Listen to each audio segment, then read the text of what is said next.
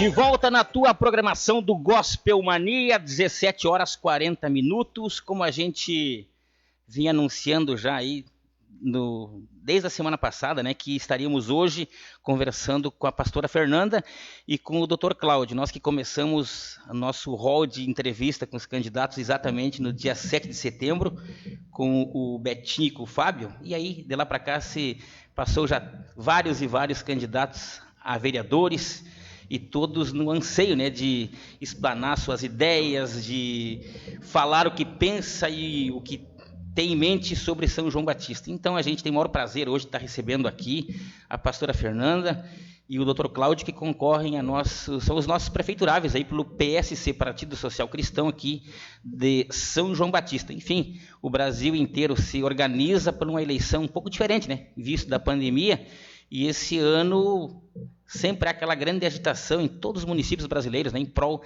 de eleição. E São João Batista não é diferente, e até então a grande expectativa de São João Batista é a Câmara de Vereadores, a grande mudança que teremos, né, porque praticamente aí somente 3 candidatos, ou máximo 4, estão indo à reeleição, né, então realmente uma grande mudança.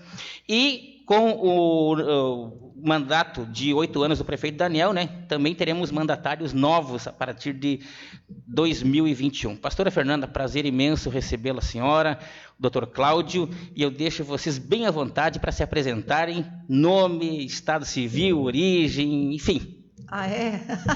Boa tarde, Toninho, a todos os ouvintes, né, da Rádio Estrela de Davi, que Deus abençoe a todos vocês. Então, meu nome é Fernanda, sou pastora da Igreja do Evangelho Quadrangular, aqui do município de São João Batista, sou casada com o pastor Anderson, mãe de 2 filhos, o Tiago e o Felipe, e já estou há 12 anos exercendo o meu ministério aqui na igreja, né, na Igreja do Evangelho Quadrangular, nosso município no qual eu amo muito.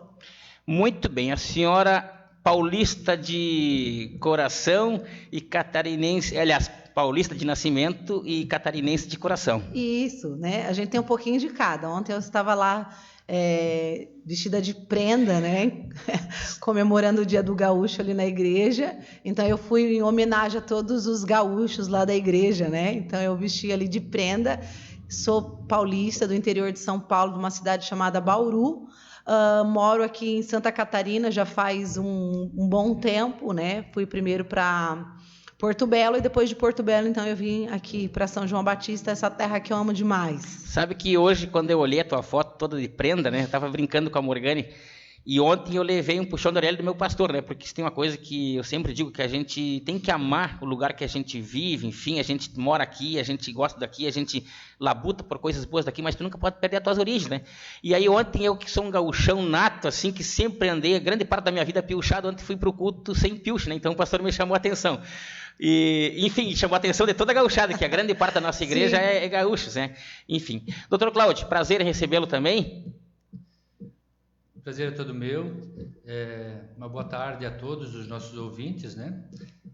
Meu nome é Cláudio Soares, Doutor, te peço que chegue um pouquinho mais perto, ou puxe mais para perto, certo. Acho que é melhor. Meu nome é Cláudio Soares, eu sou natural aqui de São João Batista mesmo, minha família daqui. Meu pai é Claudino Soares, ele é de Ribanceira do Norte, minha mãe é Bernadette Carmizine Soares, e eu nasci aqui em São João Batista, eu sou da Ribanceira, e precisei sair para fazer faculdade, enfim, fui trabalhar no Exército por um bom tempo e agora retorno às minhas origens, à minha cidade, já estou há 4 anos aqui na cidade novamente. Muito bem. Grande parte, né? Como aqui é uma região que se desenvolveu bastante, mas a questão de faculdade aqui em São João não, então tinha que fazer realmente em outros lugares, fora, enfim, né? E naquela época a gente queria fazer um curso, de repente também não era tão fácil de ter no estado da gente às vezes migrava para outros lugares, enfim, para estudar, né? Exatamente, eu fiz uma coisa que é muito comum aqui na nossa cidade, que é sair para fazer faculdade, né? Eu fiz o trajeto inverso que muitos gaúchos fazem. Nós temos muitos gaúchos aqui na cidade e eu fiz exatamente o inverso. Eu saí de São João Batista e fui para o Rio Grande do Sul, onde morei 9, quase 10 anos, e fiz a minha faculdade de medicina, fiz residência, né, em medicina interna e depois em cardiologia, e só depois disso é que eu prestei um concurso público de âmbito nacional para o Exército, né?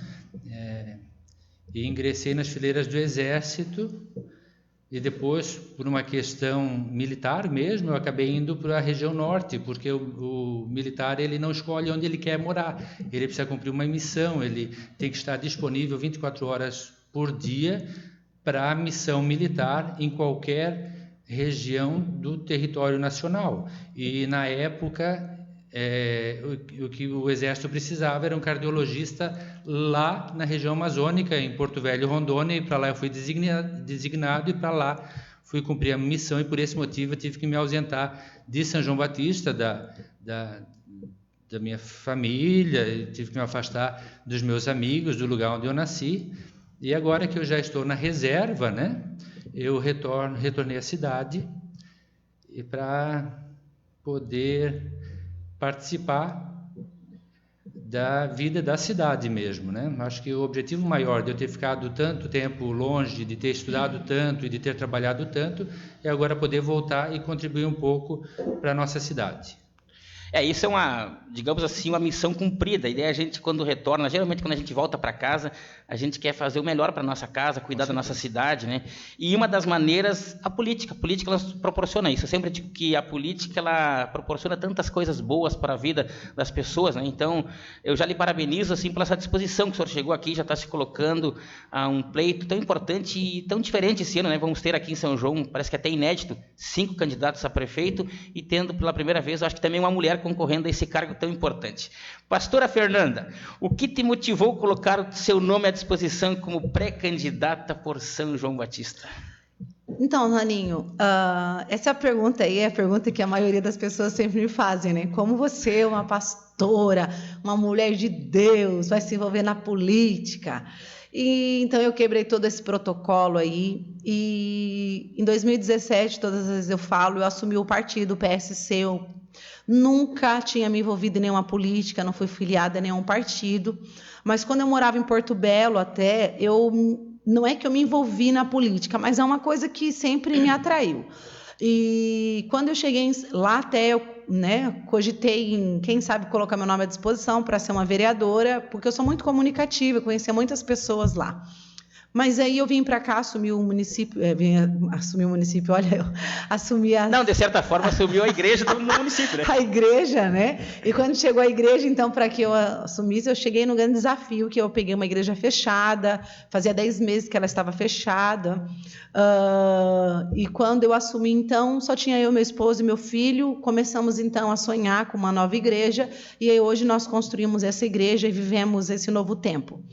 E em 2017, o missionário Parisotto, que é o presidente do PSC hoje no estado, ele pediu para que o pastor André, então, viesse conversar comigo para ver se já havia uma possibilidade de eu assumir. Até me deu os papéis, fiquei com os papéis na mão, fui até alguns pastores do município, perguntar para eles o que eles achavam, alguns me incentivaram, todos, na verdade, nenhum disse para mim não vá. E não assuma. Mas aquele momento era só para assumir o partido e ajudar. Mas, sim, vivendo no município de São João Batista, como eu digo hoje, os meus filhos, eles estudam no município, nós usamos o SUS, tudo que o município nos oferece, nós usamos, né? Então, nós somos de uma família humilde, não vou te dizer que eu sou... É claro que eu tenho uma vida boa hoje, eu não vou aqui, ser hipócrita, eu tenho uma vida boa, eu como o que eu quero, consigo dar, mas eu sei que eu vim de uma família assim muito simples, nós tivemos que trabalhar muito para ter alguma coisa na vida, não que os outros não tenham. Nós trabalhamos demais e hoje, assim, eu acredito que em algumas áreas o município precisa de dar um auxílio melhor. E em algumas áreas ele está bem, mas em outras áreas que para mim são prioridades e são áreas principais, tem deixado a desejar, que é na saúde e na educação, que eu falo tanto. E isso, então, vendo muitas coisas, muitas injustiças acontecendo, isso me impulsionou, vou te dizer, e me encorajou, então, a ser a primeira mulher, a colocar o nome na majoritária de São João Batista como prefeito do município, Então, hoje eu sou pré, mas a partir do dia 26, aí o negócio começa a valer. Então, é isso que mais me impulsionou para que eu entrasse na política de São João, vendo que sempre era aquela coisa, ou cola branca ou cola preta, ou é 11 ou é 15, e sempre essas duas coisas. E isso já chega uma hora assim que o povo já clamou por isso, O povo pediu. Então, eu acredito que essa é a hora da mudança. A sequência às vezes de mandato é necessária, mas a mudança tem que haver, até para não cair em rotina, até porque de repente a pessoa que está lá no comando, ele acabou deixando outras áreas de lado, priorizando outras, então a mudança é essencial em todos os sentidos. Pastora Fernanda, como surgiu essa dupla, Pastora Fernanda e Dr. Cláudio? Então, eu digo que o Cláudio foi um anjo que Deus me enviou, né? Eu ainda bem no começo ali de tudo, né? De pastora, vai mesmo. O Cláudio, ele me procurou, até mandou um WhatsApp para mim, eu não conhecia, nunca tive contato com o Cláudio, ele me procurou e falou para mim que ele era um militar, né? Falou que era um médico cardiologista e estava me procurando para colocar o nome dele à disposição junto comigo, se houvesse, na verdade, uma necessidade da parte do partido, né, para que ele fosse meu vice. Eu até conversei com ele, disse, mas você é de qual partido? Ele disse, nenhum, eu quero estar contigo no teu partido. E ali, então, eu fiquei, meu Deus do céu, né, ele não tem partido, podemos ser, né, ir chapa pura, fazer aquilo que eu sonhei, que é aquilo que o partido que estava projetando no município. E conversei com ele, ok, tá. Mas eu disse para ele, olha, Cláudio, nós vamos voltar a conversar, né? Eu preciso te conhecer, não te conheço. Fui na casa do Cláudio, conheci a mãe dele, a família dele, a tia dele.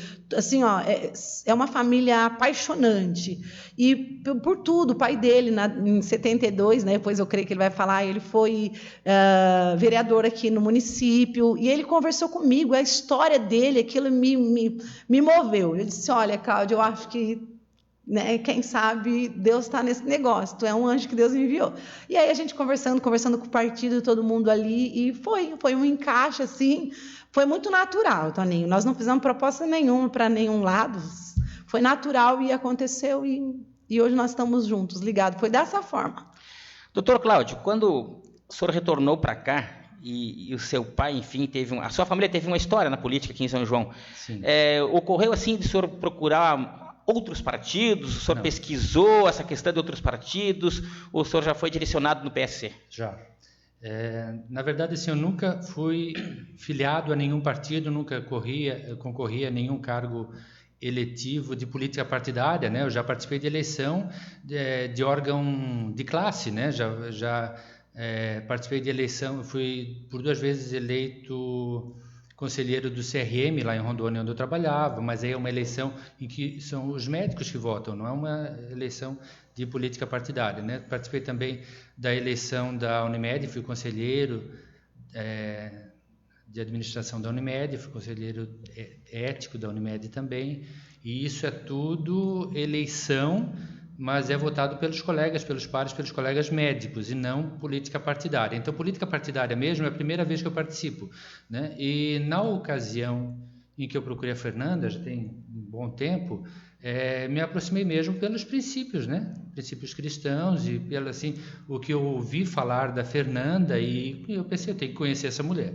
E fui lá falar com ela, e a gente teve uma conversa muito boa, ela me explicou as coisas do partido, e aos poucos eu fui aprendendo também, nós temos aprendido juntos. Sim. Essas coisas todas, então tem sido assim uma felicidade participar desse partido. Eu sempre falo que, independente do que aconteça, eu vou ter muita saudade disso, porque está sendo um momento muito bom, né? E assim, eu nunca participei de nenhum partido político porque o exército nos impede, né? O militar da ativa, ele não pode ser filiado a nenhum partido, né? Eu passei a minha vida inteira militar, né? Eu saí da faculdade de medicina, fiz a minha residência e depois prestei concurso e fiquei militar por muito tempo, até que completei os 30 anos de serviço e fui pedir reserva, justamente porque eu tinha o sonho, a vontade de voltar para a minha terra, para o meu lugar, para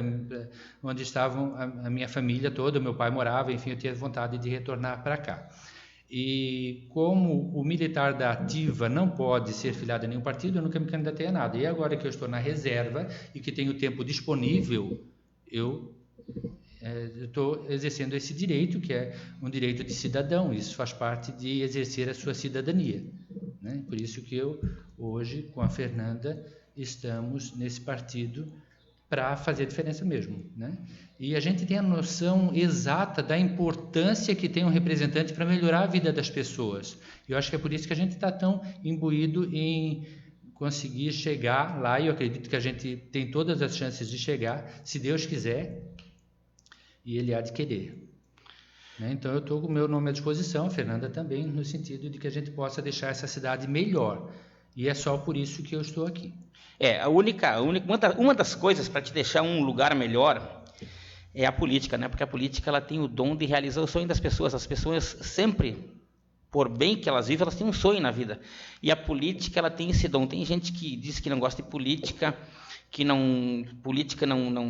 enfim. Na verdade, os politiqueiros estragaram a política, mas a política está passando agora por uma reforma, né?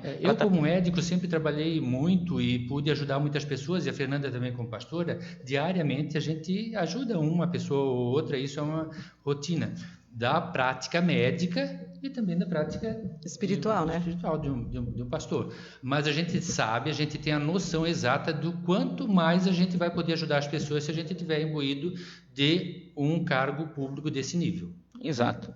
É porque a política, eu pelo menos eu sou um apaixonado pela política, né? Eu faço política posso dizer, de criança, né? E entendi que a política, ela no Brasil, nada se constrói a não ser passar pela política, né? A política, ela tem um dom incrível, mas, claro, tem que ser bem feita, bem administrada, e eu sempre digo, né? Uma gestão, por pior que ela seja, para alguém ela fez o bem, alguém saiu beneficiado daquela gestão, pior que ela seja, mas claro que a gente sempre quer mais, a gente vê as necessidades, às vezes, que um político que está no cargo não consegue ver. Quem está de fora enxerga sempre melhor porque ele está vivendo aquela situação. E como principalmente a pastora Fernanda sempre fala, que usa o SUS, que usa a escola pública, então aí convive diretamente com os problemas, né? Bate de frente. Pastora, como você se posiciona, tanto a senhora como o seu vice, em relação aos escândalos de corrupção?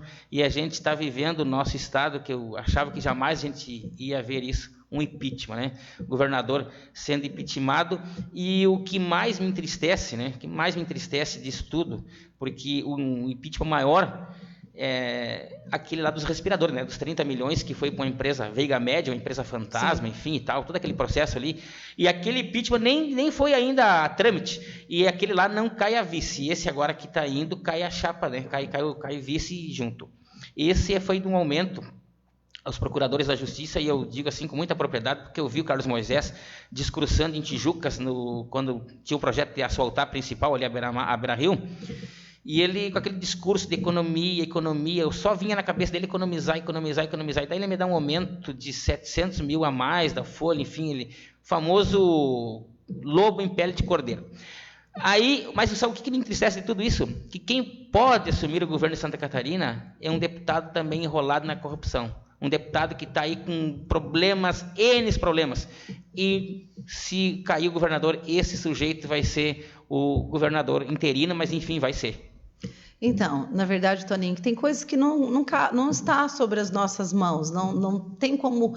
É claro que a minha posição, meu Deus do céu, que todos pagam por os seus erros, né? Imagina tirar hoje, num tempo de pandemia, que as pessoas estão sofrendo, meu Deus, quantos pastores, tem o pastor Max, um pastor amigão, pastora Sandra, está lá sofrendo, uma mulher de Deus, orando, pedindo oração, uma pastora Rosângela, internada, precisando de respiradores. Então, você vê assim, as pessoas se definhando, morrendo, e infelizmente alguém está tirando proveito disso, tirando da saúde, meu Deus, e é o lugar que eu mais, né, que eu mais bato hoje, assim, que eu mais, né, que eu vou lutar é na saúde e na educação. Então você vê as pessoas agindo dessa forma, meu Deus, eu ainda digo assim, ó, que tem que ficar na cadeia e pagar pelos seus erros. Se realmente, né, isso for comprovado, porque está aí diante dos nossos olhos, mas a lei é lei, né? O que foge de nós, como eu digo. Então nós falando de fora é uma coisa, mas existe a lei, existe leis, regras, e eu vou dizer, aquele que tirou, ele vai ter que pagar, infelizmente é essa, mas eu fico triste porque é uma pessoa que vai, né, ele entrou assim, foi uma pessoa muito ovacionada, o povo clamou pelo Moisés, né? O povo deixou tudo de lado para que ele fosse assumir. E aí, assumindo, meu Deus, poderia ter feito um trabalho excelente, crescendo, né? Assim como fez aquele prefeito de Colatina, foi honrado, né? Acabou de discursar e foi lindo o discurso dele, entregando a prefeitura, que vai entregar, que não vai, né? Concorrer a uma reeleição. Então foi um trabalho extraordinário. Você vê um governador agir dessa forma, para mim é muito triste, é trágico. Na verdade, o Moisés pegou aquela carona onda Bolsonaro, e claro, méritos dele também, né? Sim. E entrou com uma equipe tranquila, mas aí deixou-se levar por seus assessores, enfim, por todo mundo, e parou no que... E daí ele não teve mais argumento, ele não conseguiu mais articular nada, porque a política... Ainda bem que não conseguiu, porque se também tivesse conseguido, não estava aí indo para o impeachment, né? Mas uma pessoa com carreira, fez uma história, né, no Corpo de Bombeiro. Meu Deus, era para ser assim, era para ser hoje uma pessoa que pensasse no povo. Poxa, fez juramento, né? Estava ali na corporação fazendo coisas extraordinárias, porque o Corpo de Bombeiro, meu Deus, eu acho que hoje, né, militar ali, porque meu marido foi policial rodoviário, né? Então a polícia sempre tem alguém que fala, é polícia, mas você não vê ninguém falar mal de Corpo de Bombeiro, mas você vê falar da PM, mas não fala do Corpo de Bombeiro. Então, o Corpo de Bombeiro é sempre exaltado. Eles são os heróis, né? Isso. Então, assim, imagina hoje, eu acho que ele desonrou a farda que ele vestiu, né? Eu acho que foi trágico. Hoje foi trágico para ele. A gente lamenta muito essa situação, porque Santa Catarina, em relação aos outros 27 estados, nós hoje somos primeiro mundo em relação aos demais. O nosso vizinho, Rio Grande do Sul, que é o estado da gente, infelizmente, um estado com 500 municípios, um estado rico, um estado assim, que tem uma produção riquíssima, atolado numa dívida impagável. Quem conhece Porto Alegre, uma cidade de 1,5 milhão de habitantes, é lamentável tu ir no centro de Porto Alegre, tu chega lá, parece que tem um bando de cigano acampado, né, que é professor protestando, é policial civil, é policial militar, enfim. 5 anos de salário parcelado, atraso, um desgoverno assim da última. E aí tu fica pensando, pior que não tem perspectiva do Rio Grande do Sul sair dessa amargura. E aí Santa Catarina é tão enxuto, um estado tão legal de se administrar. Florianópolis agora ganhou o título de melhor cidade de qualidade de vida da América do Sul. Sim. Imagina, aí nós temos então um lugar tão bom de se fazer as coisas, que para ficar na história da gente, né? Porque quando tu vai para um mandato, tu vai lá para, enfim, suprir as necessidades do povo, e aí tu acaba caindo nesse... Não tirando do povo, né, que tanto sofre, meu Deus. Exato. Pastora, seguinte, a gente sabe que a nossa cidade é totalmente voltada, ou principalmente voltada para a área calçadista. E a gente teve essa crise, ainda está tendo essa crise da pandemia que está passando, mas a gente ainda vive a crise. Caso seja eleita, qual é a ideia de vocês assim para atrair novas empresas para São João? Então, você sabe, Toninho, que essa é uma pergunta que, como eu disse, eu não sou obrigada a saber de tudo, não é? Essa é uma pergunta assim, que muitos já me fizeram sobre trazer. Mas eu sempre digo assim, que existe no nosso município tantos hoje que são pequenos, tantas, né, pequenas fábricas, pequenas coisas, na verdade, hoje nós temos que trabalhar para incentivar o pequeno a ser grande. Então, a realidade nós temos que trabalhar primeiro com o pequeno, para ajudar que esses pequenos se tornem grandes, trazendo mais trabalho para o nosso município, e depois pensar nessa outra forma de agregar outras empresas. É claro que de maneira nenhuma nós vamos descartar se a empresa for boa, e, né, dá para a gente fazer um trabalho lindo junto com a empresa, ok, nós vamos trazer, mas assim, a gente fala tanto de trazer, mas nunca se vê alguém dizer que quer ajudar o pequeno a se tornar grande. Então, hoje, a realidade, eu vendo, né, aqui fora, eu quero ajudar o pequeno a se tornar grande. Essa é a nossa proposta. E é claro que se vier outras empresas e for boa para o município, vamos trazer as outras empresas para gerar. Mas, assim, eu sei que nessa pandemia hoje teve a crise, muitas pessoas ficaram desempregadas, mas eu louvo a Deus porque o nosso município já está ficando bem, né, já está voltando à normalidade. Eu já vi muitas empresas pedindo ali, né, funcionários, eu vi até a Viscarpa lançando ali que estava precisando disso, daquilo, e era às 5 horas da tarde, ia ter entrevista, e colocaram nas promoções São João Batista, nesses grupos de promoções. Então, nós estamos vendo que a realidade já está voltando ao normal. Tem pessoas na igreja que trabalham em fábricas, tem um que diz assim, meu Deus, a produção é tanta, né, tanta, e eu louvo a Deus por isso, que nós não estamos dando conta. Então, eu acredito que está vindo de uma forma legal, mas é claro que tudo que for bom para o município, nós vamos agregar. Mas eu acredito que os menores hoje precisam ter assim, um cuidado, né? E nós queremos trazer benefício, ajudá-los a crescer. É isso que nós queremos. Uma proposta de fazer o pequeno se tornar grande e dessa forma também vamos gerar bastante emprego para o nosso município. Até mesmo porque se trazer uma empresa grande tem logística, sim, a infraestrutura, que tu não vai trazer uma empresa e largar em qualquer lugar. Tu tem que ter um distrito industrial, tem que ter uma boa manutenção de rede elétrica, infraestrutura para que tudo se funcione. Tem tudo isso para ser analisado e tudo isso é custo, né? Então... e até essa semana eu estava ouvindo também uma rádio, eles estavam falando sobre a eletricidade, né? Como é que vai trazer uma indústria porque aqui é uma tristeza, né? Qualquer coisa é a queda de energia. Então, isso também é uma coisa que pode prejudicar também. Mas também tem bastantes empresas grandes que precisam também e eu acredito que de alguma forma a gente consegue. Muito bem. Um dos anseios do funcionalismo público, o servidor da prefeitura, é a construção de um plano e cargo salarial. Como vale alimentação, vale transporte, a gente gostaria de saber de vocês, caso sejam eleitos, qual é a situação que vocês têm assim para o funcionalismo, que hoje se bate tanto em uma cidade como nossa, que tem 130 milhões de arrecadação, que tem uma perspectiva de ir para 150, enfim, e o funcionalismo está ali penando, e o pessoal reclama, né, que um dos menores salários do Vale. Eu queria saber de vocês assim, qual é a situação para isso. Tá, você está falando dos funcionários públicos, né? Então, assim, quando vocês dizem assim para a gente, fazendo essas perguntas, parece que a gente já está dominando algo que foge das nossas mãos. Nós só vamos saber a realidade quando assumimos, né? Mas o que nós queremos fazer? Hoje eu digo assim que no nosso município existe muito cargo comissionado. Então, a folha salarial do nosso município ela é exorbitante, é 55%, se eu não me engano, né, de folha salarial. E as pessoas estudam, né, estão ali, dão a sua vida, prestam concurso, passam no concurso e são as que menos têm valor no nosso município. Porque eles pegam os cargos comissionados, essa foi uma das razões que nós não nos coligamos, né? Nós não queremos dever favores para ninguém.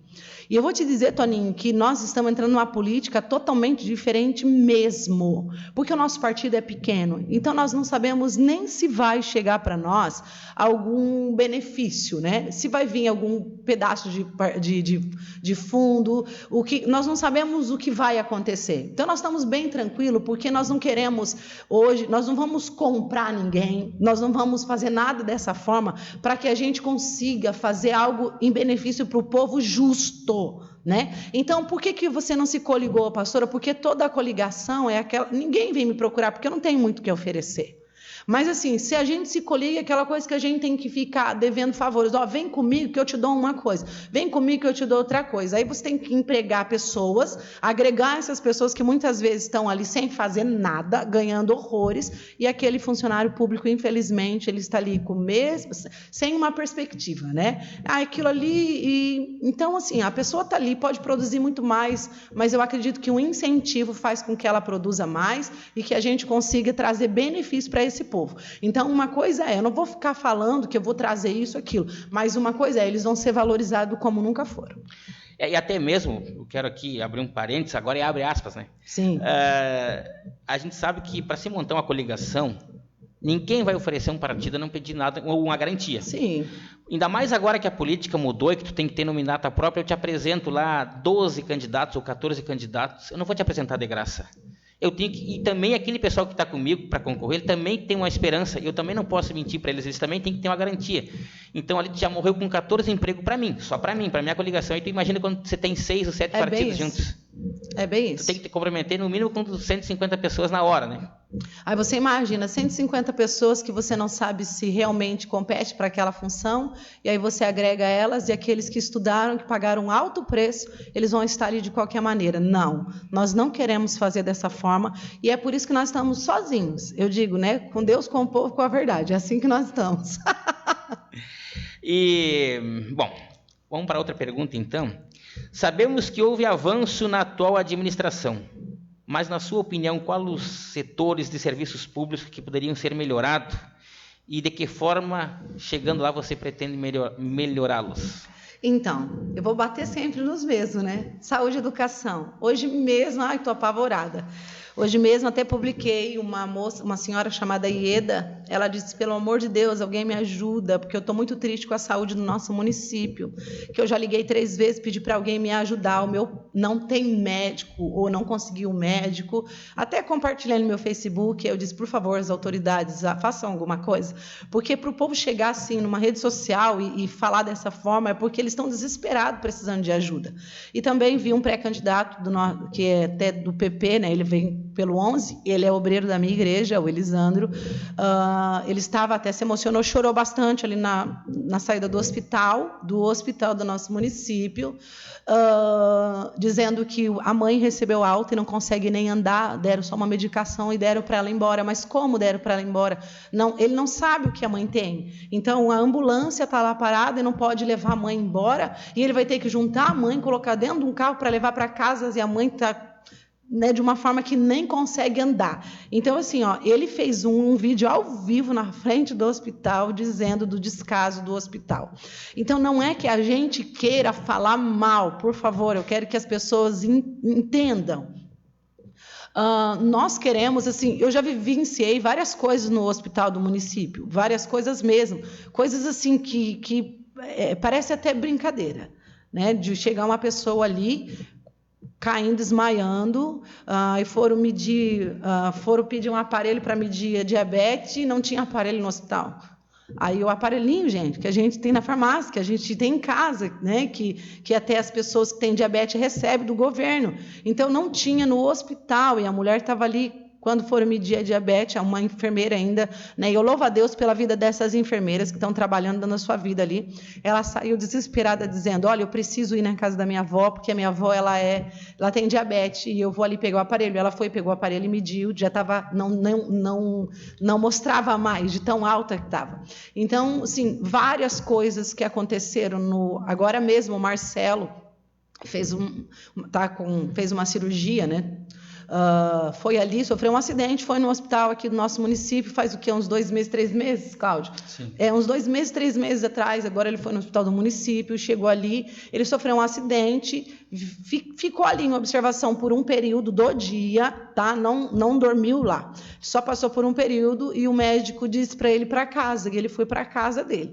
Só que ele sentiu muito mal a madrugada toda e correu. Quando ele foi para Florianópolis, o médico disse para ele que por mais meia hora ele estaria sem vida. Tinha um coágulo de sangue no seu pulmão, tiveram que drenar e tiveram que abrir toda a coluna dele. Ele tinha uma vértebra estourada, quebrada. Então, você imagina, meu Deus do céu, não tiraram uma radiografia desse moço, ele sofreu um acidente de moto. Então, são coisas simples, sabe, que hoje está assim, uma negligência. Quer falar, Cláudio? Tu é? Quer. Pode. É base para o serviço público que você tenha uma adequada gestão dos recursos públicos. Existe uma previsão orçamentária legal para isso. Assim, 15% do orçamento tem que ser destinado para a educação. E nosso município até mais do que isso é destinado. E, entretanto, faltam remédios nos postos de saúde e da farmácia básica. A gente sabe que o nosso município tem um contrato com uma empresa que faz o gerenciamento do hospital, e sempre que há um contrato, por lei, no princípio do direito, aquele pacta sunt servanda, em que, quando se tem um contrato, o contrato obriga as partes, né? Obriga a prefeitura para com a empresa e obriga a empresa com a prefeitura. Então, sempre que nós temos um contrato e ocorre uma modificação na situação, esse contrato pode ser revisto, quiçá até rescindido. Tá? Por quê? Porque assim, o doente tem que ser respeitado e o paciente ele tem que ser atendido nas suas necessidades básicas.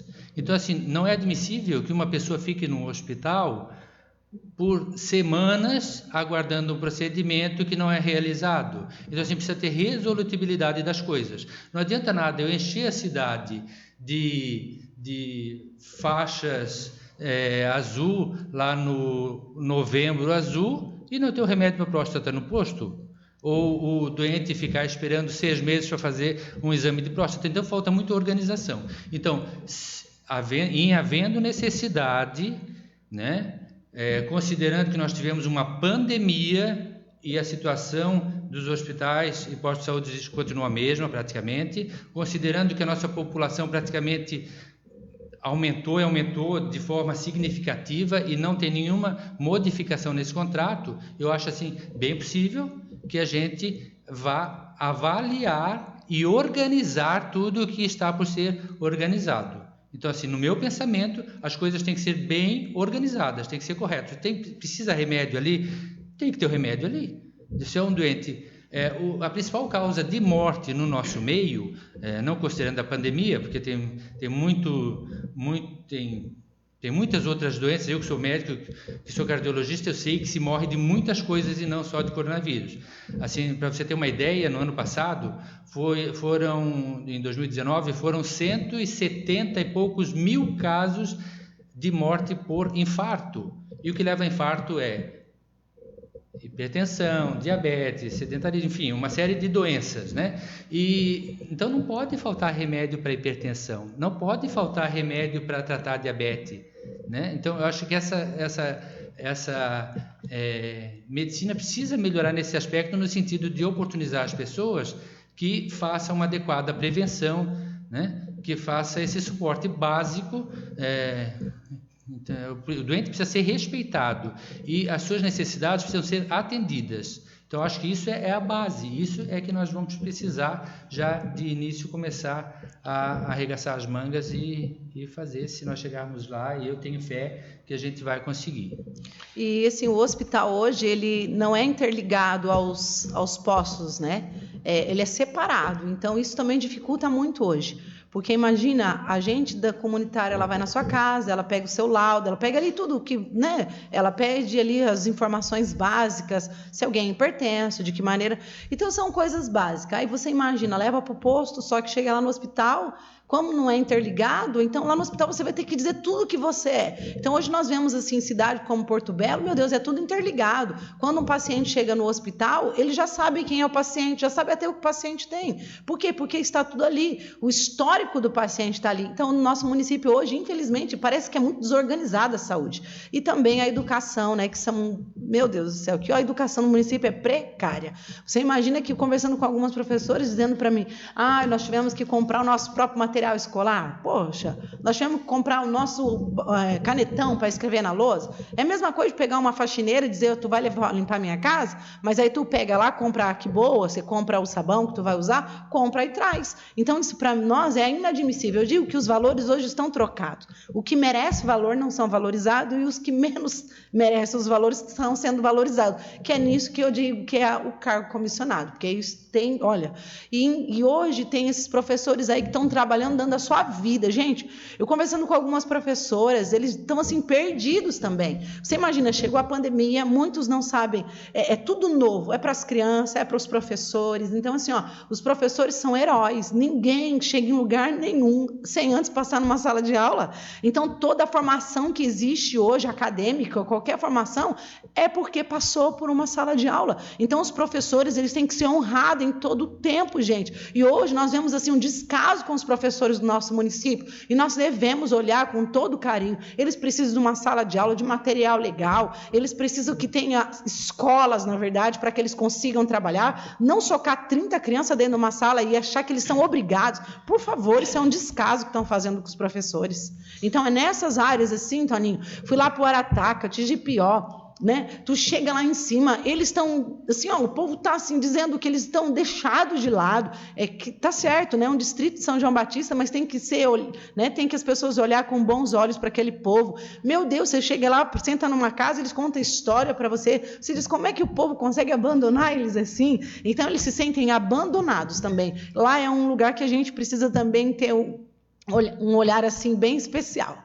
E 30 crianças dentro de uma sala de aula é um descaso não só com o professor, mas com a criança também. Vamos voltar um pouquinho atrás aqui para nós seguir o nosso raciocínio da entrevista. a gente sabe que o Brasil teve inúmeros hospitais fechados por não ter repasse do SUS, não ter repasse estadual, municipal, enfim. Uma questão assim muito triste que a gente viu, pelo menos lá no Rio Grande do Sul eu acompanhava direto essa realidade, né? Hospital fechando na Grande Porto Alegre, enfim. E é duas coisas que eu sempre digo que teria que ter sempre abrindo, é hospital e escola, e creche, enfim. A cidade... a logística toda, tipo São João Batista, que há 20 anos atrás, ou menos disso, tinha 10 mil habitantes, hoje tem 40 mil. Vamos ser bem sinceros, eu não tenho assim hoje o valor exato que a prefeitura repassa para o hospital. Lá na minha cidade, que eu morava, uma cidade de 22 mil habitantes, em um dos maiores, a quinta Parece maior... que é 1 milhão e alguma coisa por mês. É uma cidade que tem 22 mil habitantes, é onde eu morava, eu estou citando esse exemplo aqui, e tem o quinto maior município, são 3.500 quilômetros de estrada municipais. A prefeitura passava 200 mil para o hospital e eles faziam um bom atendimento dentro daquele padrão ali. E aqui a gente já começa vendo assim, ó, e com todo respeito até então, né? A cidade cresceu, hoje está com 40 mil habitantes, nós temos um hospital espremido, porque ali não tem logística para se chegar, uma remoção rápida não tem. Eu acredito assim, pastora, que tu teria que, se tu chegar lá, tu e o doutor Cláudio, rever essa questão. Será que não era interessante ali fazer um postão e fazer um outro hospital com logística, com tanta facilidade, enfim, área maior, mais estrutura para se atender e dá uma olhada maior, porque esse 1 milhão e pouco que se paga assim para uma empresa administrar o hospital e eles não têm a interligação dos postos, isso é muito ruim, porque imagina, eu graças a Deus, eu tive no hospital, na recepção ali para a Morgane fazer uma vacina, e aí quando preciso de algo eu vou ali no Carmelo, até por sinal sou muito bem atendido no Carmelo, Sim. né? Muito não, bem os atendido. Profissionais, meu Deus. Agora com a pandemia que eu fiquei em isolamento por 14 dias ali, todo dia o pessoal do Carmelo me mandava mensagem assim e tal, mas aí o interessante é que se eu caio no hospital eles não têm nada sobre mim. Então, realmente, é uma coisa assim de se repensar muito, né, nessa questão do hospital. Sim, até teve uma moça ali, alguém que fez que eu estou muito equivocada, porque lá também é rede, né? Não digo por ser rede ou não, eu digo porque são interligados. Porque eu estou falando por experiência, eu quero responder essa pessoa, tá bom? Posso? Pode. Eu não sei nem se tem a pergunta pode. Aí. Tem uma pessoa que disse, ela está muito equivocada, porque o rede também lá é Deixa eu abrir aqui mais. Apareceu alguém dizendo. Não, pode responder, então, depois eu quero eu responder acho essa pessoa. É assim, ó. Eu tenho o meu sogro que mora lá, minha mãe e meu pai moram em Porto Belo, e eu morei em Porto Belo, e hoje o gestor de Porto Belo é o Emerson, muito meu amigo. Amigo, sim, a gente, na época que eu morei em Porto Belo, na verdade, o Emerson ele era vereador ali. E vou responder de uma forma bem clara. Independente se é rede ou se é do município, hoje administração, eles trabalham interligado. O meu sogro, ele mora hoje no... Ai, meu Deus. Como que é o nome do bairro? Vou lembrar o bairro aqui. Meu Deus, está na ponta da língua, eu não consigo lembrar. Lá de Porto Belo, quando você entra ali em Porto Belo, tem um bairro... Até no final eu lembro. Perequê. Meu sogro mora no Perequê. E meu sogro, ele é hipertenso e minha sogra ela tem diabetes. Passa uma agente da saúde lá, e a agente da saúde colheu todas as informações do meu sogro, porque ele veio de São Paulo, faz 2 anos que ele está morando em Porto Belo. E quando eles passam essas informações ali, pede, o meu sogro disse que era hipertenso, meu sogro falou tudo como que era. E chegou então, dezembro do ano passado, nós estávamos assim em casa, indo para Porto Belo, minha sogra me ligou desesperada, porque o meu sogro estava com muita dor no peito, e ele estava sentindo muita dor, não conseguia nem dirigir. Nós, na hora, pensamos, meu Deus, ele vai infartar, né? Porque o meu sogro tem pressão alta, assim, ele toma uma medicação muito controlada. E quando nós chegamos lá, o meu esposo pegou o meu sogro e levou direto para o hospital. E quando chegamos no hospital, eles tinham todas as informações do meu sogro. Você imagina que era na alta temporada, dezembro, o hospital estava cheio, mas estava super lotado, pessoas com virose para tudo que é lado, no soro, assim, nos cantos, porque era muita gente para ser atendido, mas quando chegou para fazer a ficha do meu sogro, já tinha tudo. Então era assim, ó, seu Aparecido, o senhor é hipertenso, né? Faz quanto tempo que o senhor está sentindo essa dor? Então eu já vou passar o senhor agora, porque o senhor é prioridade. Então você imagina, meu sogro não precisou nem falar o que ele tinha, porque já tinha tudo ali. Então nós precisamos de uma forma, sabe, intercalar isso todo, trabalhar em conjunto. Então chega lá, até você dar suas informações, até as pessoas escolher tudo, meu Deus, já tem pessoas ali que já vai infartar na espera. Então são essas coisas que eu estou dizendo. Eu não estou dizendo que que é péssima a administração do nosso município, muito pelo contrário. Eu louvo a Deus pela vida do nosso prefeito, porque fez um excelente trabalho, né, de infraestrutura. Nosso município é lindo. Quando você passa hoje para ir para a minha casa, lá eles asfaltaram, estão terminando agora ali as calçadas, mas eu acredito assim, existem muitas áreas, né, que estão ótimas, mas existem muitas áreas que precisam ter um cuidado melhor. Então, é nisso que eu estou falando sobre quando eu comparei o município de São João Batista com o município lá, respondendo a pergunta dessa moça, né? E, na verdade, não foi uma pergunta, mas ela disse que eu estava equivocada, então é só para responder ela de uma forma que ela consiga me compreender. Não, e até é importante ressaltar também de que até aqui, o que está até aqui ninguém vai mexer em nada, vai ficar como está. O que vai se viver é 2021. Sim, é isso uma nova história, 2021 é uma nova história, até porque é o seguinte, como eu mencionei lá no início, tudo que é feito é louvável, porque é uma preocupação a menos. Imagina se tu pega uma prefeitura, tem que asfaltar, tem que calçar, tem que fazer isso, fazer aquilo, fica ruim, né? Já pegando com o barco andando, como se diz, claro, fica bem melhor, né? Já bem fez melhor. muita coisa, tanto ele como os demais que já passaram, fizeram muitas coisas, as praças estão feitas, né? Muitas coisas já estão feitas. Eu acredito assim que não precisa mais fazer praça, tem ruas que não precisa mais calçar, então vamos agora dar uma atenção mais para a saúde do nosso município, para a educação. Então, hoje a nossa ponte aqui, meu Deus, ontem eu até passei a ponte, ficou perfeita, ficou linda. Vai reclamar? Não tem do que reclamar. Eu estou falando daquilo que eu vou fazer, né? Se porventura Deus me colocar lá, daquilo que nós vamos fazer. Então, nessas duas áreas, são as duas áreas que eu acredito que nós podemos fazer um excelente trabalho. Até então, São João Batista é uma cidade jovem, com 62 anos, relativamente a Tijucas, que tem 160, a Nova Trento, enfim, a própria Major Gersino, mas a gente vê que a cidade com 62 anos cresceu, desde o primeiro prefeito, assim, evoluiu, cresceu. É uma cidade assim que a gente vê. Eu vou citar lá no Rio Grande do Sul porque eu tenho a realidade maior da minha vida lá. Lá tem cidade com 300 anos que parou no tempo, aquilo estagnou, aquilo ficou uma cidade de faroeste, assim, uma cidade totalmente arcaica, né, que não desenvolveu. Tu vai lá, daqui 20 anos é a mesma coisa. E aí a gente vê que aqui se evoluiu, Santa Catarina andou, e aqui ficou tão uma cidade assim que evoluiu. Então, assim, agora hoje, acredito assim que vai ser mais tranquilo daqui para frente, né? Eu acredito que dessa forma a gente... Então, é isso que eu digo, cada um que passar vai deixar ali a sua parte, né? Então, já deixaram as partes, fazendo tantas coisas, construindo tantas coisas, e agora nós estamos, daqui a pouco, dando nossa também parcela aí de ajuda para o município. Pastora, tanto a senhora como o seu vice, doutor Cláudio, vocês vencendo a eleição e assumindo o dia 1º de 2021, e após pandemia, assim, tu tem noção de como vai estar a questão financeira da prefeitura? Então, todos que passam dizem que tem um rombo na prefeitura, né, de dívidas. Mas assim, Toninho, é desafios, né? Nós estamos assumindo desafios.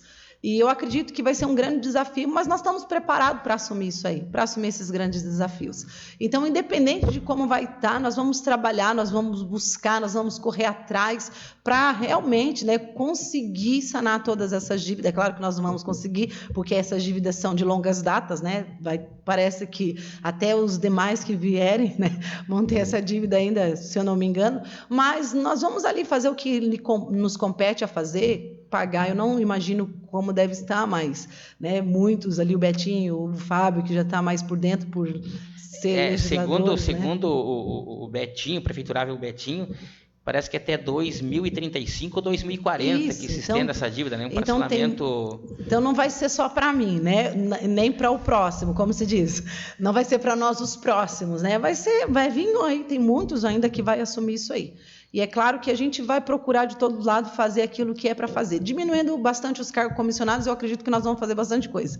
Exato. Referente às escolas... Quer falar? O Cláudio quer dizer. Olha, São João Batista é uma terra de oportunidades. No censo recente, nós vimos que a nossa população já quase iguala a de Tijucas. E nós temos todas as condições de nos tornar expoência no Vale. A perspectiva é que o nosso município desponte como como o maior município. Então, todas as áreas vão evoluir aqui.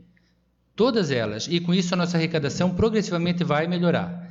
E voltando ali ao que a Fernanda havia falado, em resposta àquela moça, a gente tem muito que agradecer a todos esses prefeitos que passaram, não só o atual, mas os outros também, pelas pontes que já construíram, pelas estradas e tudo o que já foi feito, porque tudo o que eles fizeram não precisa mais ser feito. Nós não vamos precisar fazer uma ponte que já foi feita ali, né? Onde já está calçado, a gente não precisa passar asfalto de novo. É só cuidar do que já está fazendo e aplicar agora os recursos onde eles realmente precisam ser aplicados, né? É isso que eu tinha para falar. Não, a máquina pública, na verdade, ela é um encaixe, né? Ela é uma engrenagem que uma passa pela outra. E assim, a máquina pública hoje, ela é conter gastos, saber administrá-lo. E a política, ela passou por uma transformação nos tempos para cá, um momento que se criou a lei de responsabilidade fiscal. Isso favoreceu muito hoje de se administrar dentro da lei da responsabilidade fiscal. São João Batista é um campo de oportunidades não só para a iniciativa privada. Tem muita coisa da área pública a se fazer aqui também. E para a iniciativa privada também. A Fernanda havia falado nos pequenos, que os pequenos precisam se tornar grandes e os grandes precisam diversificar o seu parque, né? Eu acho que isso é fundamental. Não adianta nada eu trazer uma empresa de fora, uma empresa grande de fora, e oferecer um monte de benefícios que a gente não oferece para os pequenos. Se o pequeno tivesse esses benefícios todos que os de fora recebem, eles também ficariam grandes, não é? Sem contar que também o impacto relativamente à mão de obra. De repente tu traz uma empresa que tu não acha ninguém para trabalhar, não é aquilo, o pessoal não sabe fazer aquilo ali. Então nós temos oportunidades, a cidade vai crescer para todos os lados, de todas as formas. O nosso hospital, ele é do século passado. A estrutura dele, a base, o terreno é o mesmo do século passado. É lógico que nesses mais de 60 anos aí, ele é de 72, se não me engano, eu fui na inauguração do hospital no colo da minha mãe. Isso foi em 72 aproximadamente. 48 anos no hospital. Então a estrutura é a mesma, né? Então tem muito o que se crescer na área médica. Nós não temos aqui nenhuma escola de técnico de enfermagem. Nós não temos. Se a gente precisa de um técnico de enfermagem, tem que buscar lá na praia. Aqui não tem. Balneário. Então, essa cidade vai crescer. Nós fomos, o Cláudio até está dizendo, porque nós fomos convidados pela diretora do hospital para ir lá. Nós fomos tomar um café com ela, né? Ela contou que faz 5 meses que ela está aqui no município, o nome dela é Sheila, se eu não me engano. Conversamos com ela, conversamos ali, meu Deus, assim, os profissionais são ótimos, mas a realidade é triste, entendeu? Profissionais, ela vai fazer, como diretora, ela vai dirigir o hospital da forma que ele está. Então, tem coisas que não compete a ela. Tem coisas que competem ao município. Então, é sobre essas coisas que nós temos que trabalhar. Então, independente se é o rede ou não, nós precisamos agregar, ajudar a eles exercer. Porque a realidade é mas o hospital se terceirizou e joga nas costas do rede, né? É o rede que tem que cuidar. Quem que nós vamos reclamar? Mas, assim, a prefeitura tem uma parcela, o rede tem a outra. Então, eles entraram com o quê? Como que foram feitos isso? Então, a prefeitura é que traz o quê? Os aparelhos necessários. O rede só administra o hospital. Então, às vezes, hoje o pessoal está entendendo assim, terceirizou, então quem tem que ir lá no hospital, quem tem que se ver agora é o rede que administra? Não tem nada a ver. Eles estão administrando aquilo que já existe, entendeu? Eles não vão comprar aparelho, eles não vão colocar o que precisa. Quem vai colocar isso é o prefeito. Muito bem. Voltando um pouquinho ainda à questão da educação, o PSC, através da sua pessoa, acabou trazendo uma emenda parlamentar do deputado Jair Mioto para a Escola Araci. Sim. E daí, através disso, veio mais recursos e se tornou um montante que o pessoal hoje está fazendo uma reforma lá. E a gente sabe, eu conheço aquela escola, e ela enfrenta, assim, eu acho uma escola muito, para o número expressivo de alunos que estudam ali, é pequena, uma escola muito, fica 30 alunos ou mais, enfim, dentro de uma sala de aula. Aí imagina o calor que uma criança enfrenta numa sala de aula num dia quente, assim, com 30 dentro, respirando e tal, né? E com tudo isso, será que não era possível se construir, então, uma escola maior e aquela lá ficar para digamos assim, para o primário, somente para o primário, ou até uma 4ª série, e se construir uma nova escola com outros recursos, com outras infraestruturas já modernas, enfim, com laboratórios? Sim, é assim, Toninho, quando a gente fala da realidade, as pessoas às vezes podem até ficar tristes conforme a gente fala, mas o que nós queremos é o bem do povo de São João Batista. Nós queremos que uma mãe ela vai trabalhar sabendo que o filho dela está exercendo alguma coisa, assim, estudando de uma forma muito legal, né? Hoje tem criança que não vai para a aula. Imagina quantas vezes eu fui lá conversando com um, com o outro, dizendo as mães vão lá achando que as crianças estão na sala de aula, mas não estão. Então, são tantas coisas que acontecem hoje dentro do nosso município, nessa área mesmo. O Araci, quando eu fui lá conversar com o deputado Jarmioto, eu pedi para ele, porque os meus filhos estudam no Araci, e eu vi a necessidade, porque um dia eu fui chamada numa reunião, porque o meu filho estava dando muito trabalho na escola, porque parece que não, né, gente? Mas nossos filhos dão trabalho para aquelas coitadas, né? E aí eu fui lá, tinha uma sala de aula com os professores, nós conversando, e a orientadora pedagógica falando sobre o comportamento, porque, né, ele é bem... ele não para, ele anda, ele é bem agitado, meu filho mais velho. E eu disse para ela, meu Deus do céu, ele é desde quando ele chegou na Araci, ele é igual. Mas o Araci é uma escola que tem quase 1.000 alunos, que tem 6 recreios. Então, lá é desde o pré até o 9º ano. Então, aí vamos lá, pedir, por quê? Porque quando eu cheguei lá, estava aquela brigaçada, né? O pessoal em cima do telhado, e arrumando o telhado, e a gente não conseguia conversar, e parecia que alguém ia cair de cima do telhado ali, e aí eu conversei, falei, tá, mas o que está acontecendo? Nossa, vocês estão na reforma, porque esse telhado está não sei o quê, e aí começaram a questionar, eu falei, sabe de uma coisa? Quando eu for lá, eu vou perguntar para ele se há a possibilidade de enviar essa emenda. E eu disse para ele, envia para nós arrumar aquele telhado, a época era o Edésio ainda, né? Que ele era o secretário da Educação. Aí o Edésio, nós fizemos todo o documento, ele aceitou, vinha a verba para cá, tudo, né? A emenda. Aí, ok. Veio a emenda, então, no valor de 183 mil para arrumar. Só que depois, é claro, a Rúbia veio antes também, ela intercedeu, né, para um deputado, e ele mandou 200 mil, e a prefeitura liberou ali 500 mil reais. Então, totalizando, dá 838 mil reais que vai para a escola do Araci. Meu Deus, 830, eu vou dizer de todo o meu coração, se eu soubesse que isso ia acontecer, então eu tinha ido interceder em favor do pessoal lá do Tigipió para calçar aquela rua, né? Pelo menos arrumar o dinheiro para calçar a rua. Porque é tanto dinheiro investido só numa escola que não daria para nós construir outra escola com 800. Meu Deus, nós estamos falando de 838 mil reais. Nós estamos falando de 200 mil. Aí o que aconteceu? Eu pedi para arrumar o telhado, 138 mil. A Rúbia foi lá, intercedeu para vir 200 mil. Para quê? Para construir 2 salas. Sabe onde que vai ser construída essas 2 salas? No parquinho das crianças do pré. Então, imagina que não vai ter mais o parque do pré. Porque agora vai acontecer o quê? Eles vão construir 2 salas de aula a mais. Mas aí é que está. Eu falo muito do CI, Centro Educacional Infantil, que hoje nós temos núcleos isolados da creche. Então, se nós tivermos um CI, os núcleos isolados, eles vão fazer o quê? Nós conseguiremos tirar do Araci, desocupar as salas de aula. Se nós construirmos uma escola no Timbé, porque o Araci, ele pega pessoas do Tajuba 2, Jardim São Paulo, como que é o nome lá? Firenze. Então, imagina, lá do Timbé. Então, são muitos bairros que vão para aquela escola, e só tem o Araci. Então, você imagina, aí depois tem o Araci que dá, pré, que é 1º ano, até o 9º ano, está todo mundo no Araci. Gente, imagina, salas superlotadas. Então, nós estamos remendando, mas não estamos aliviando. Se construísse uma escola no Timbé com esse valor de 500 mil reais dá para construir uma escola? Construísse uma escola ali até o 5º ano, entendeu? E ali desafogava o Araci.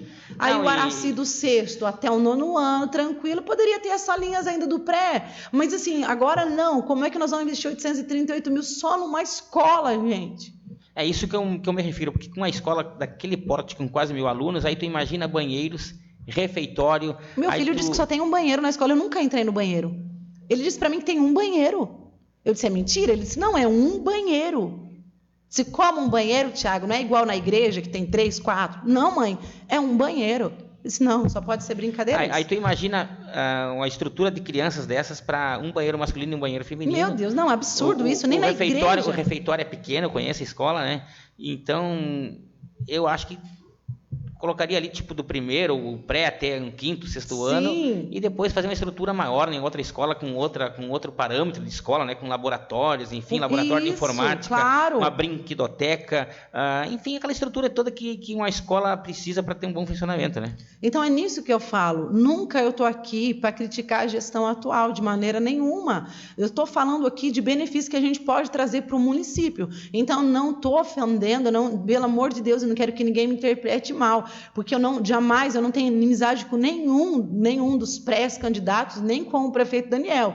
Só que são coisas assim que a gente vive, né? Que eu estou ali, eu estou vivendo, estou vendo meus filhos, é isso. Então é isso que hoje a prefeitura está proporcionando para o povo. Então eu acredito que é pouco, eu acredito que é nada perto daquilo que a gente pode.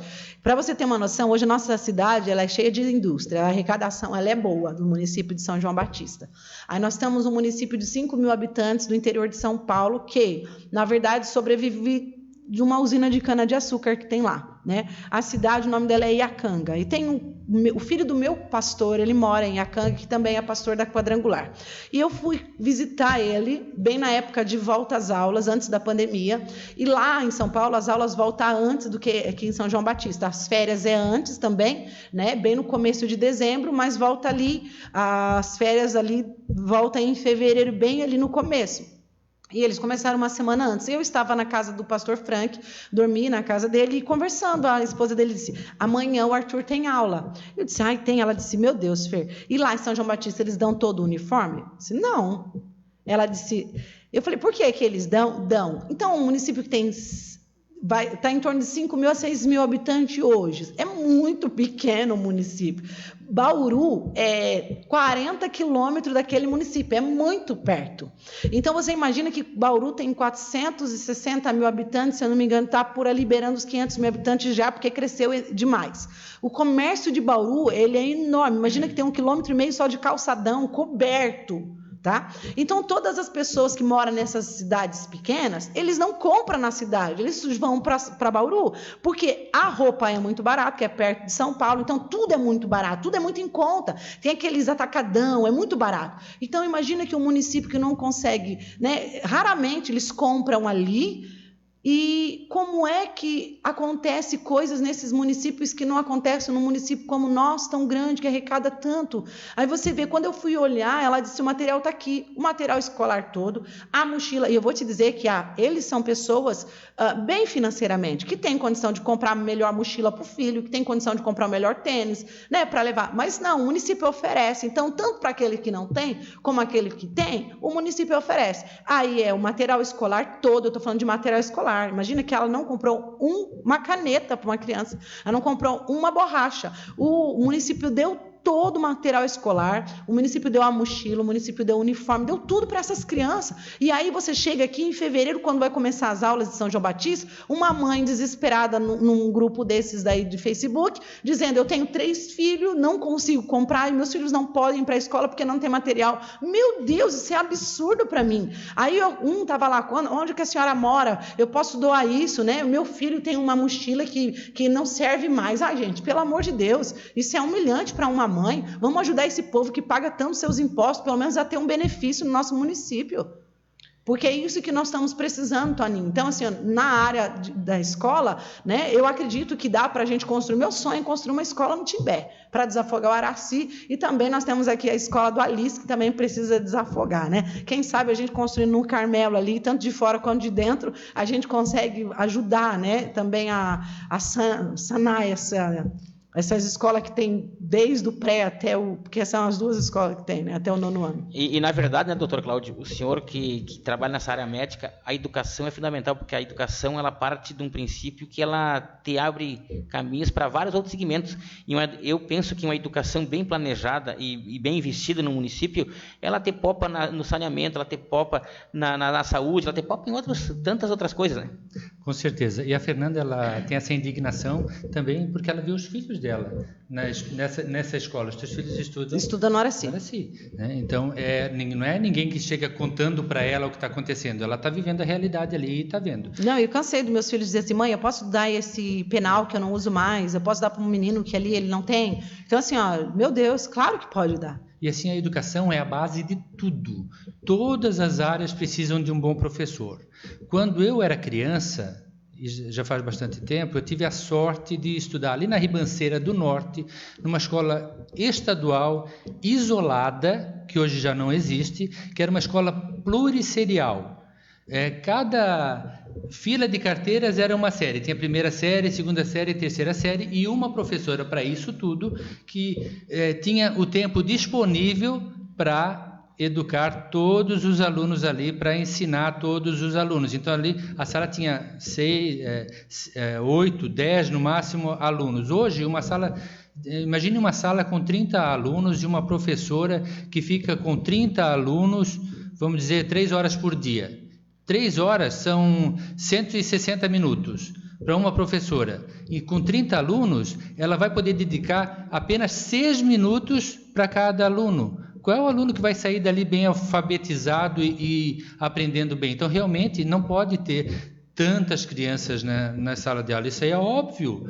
Isso aí é evidente, né? As crianças, elas precisam de mais atenção do que poucos minutos por dia. Todas as crianças, senão elas vão ter dificuldade para aprendizado mesmo. E as professoras são guerreiras, né? Então, assim, pelo amor de Deus, o que nós queremos é que elas tenham uma qualidade, né? Um local de trabalho de qualidade e que elas consigam se dedicar a essas crianças, porque o que elas querem é isso, entendeu? Mas, infelizmente, assim, aí não tem uma vaga numa creche.